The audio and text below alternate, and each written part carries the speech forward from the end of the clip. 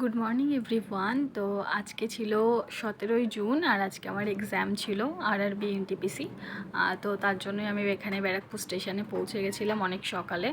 আর এখানে বৃষ্টি তো থামার নামই নিচ্ছিল না, কারণ আমরা জাস্ট পুরোপুরি ভিজেই এসেছি। মানে আমাকে দিতে এসেছিলো গৌরব, তো ও আর আমি দুজনেই মোটামুটি ভিজে গেছিলাম।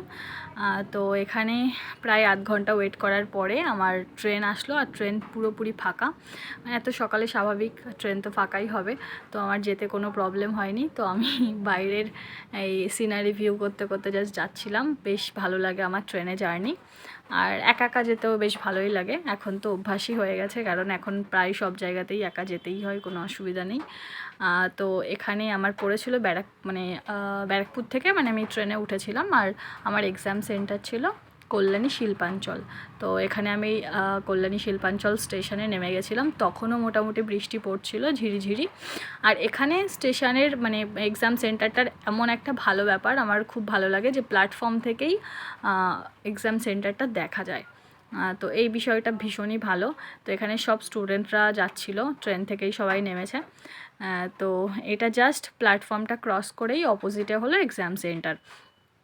জায়গাটাও বেশ সুন্দর। ওই যে এক্সাম সেন্টার দেখা যাচ্ছে, মানে কলেজটা টোটালি পুরোটাই আর কি, ওখানে আমরা এক্সাম দিতে যাই। আর আমার এটা সেকেন্ড টাইম ছিল এখানে।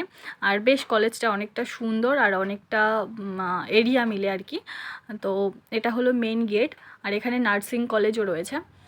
আর আজকে এই গেটটা বন্ধ ছিল, কারণ বৃষ্টির জন্য আমার মনে হয়। তো মন্দিরের পাশে যে একটা ছোটো মতো গেট রয়েছে, ওই গেট দিয়ে আমরা ঢুকেছিলাম। আর এখানে মন্দিরটা আগেরবার দেখেছিলাম, মানে তৈরি হচ্ছে, এখনও তৈরি হচ্ছে। তো বেশ কালার করেছে, খুবই সুন্দর লাগছে। আমার ইচ্ছা আছে পরে একবার আসার, মানে নর্মালি মন্দিরটা কমপ্লিট হওয়ার পরে একবার ঘুরতে আসার ইচ্ছা আছে। তো এখানে আমি এক্সাম সেন্টারে চলে গেছিলাম।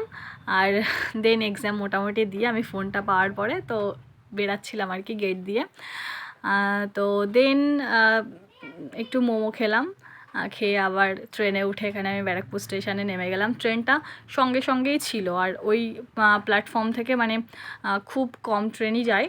তো সেই কারণে আমি আর বেশি ওয়েট করিনি, জাস্ট তাড়াতাড়ি খেয়ে ট্রেনটা ধরে এখানে ব্যারাকপুর স্টেশনে নেমে গেছিলাম। আর যেহেতু সকালে ভিজে গেছি, তারপর অত সকালে এক্সাম, আমার ফার্স্ট শিফটে এক্সাম ছিল, তো সেই কারণে খুবই ক্লান্ত ছিলাম। তো যথারীতি আমি নেমে এখানে অটোতে একটু প্রবলেম ছিল, তো অটোর জন্য আর ওয়েট করিনি, এখানে বাস পেলাম।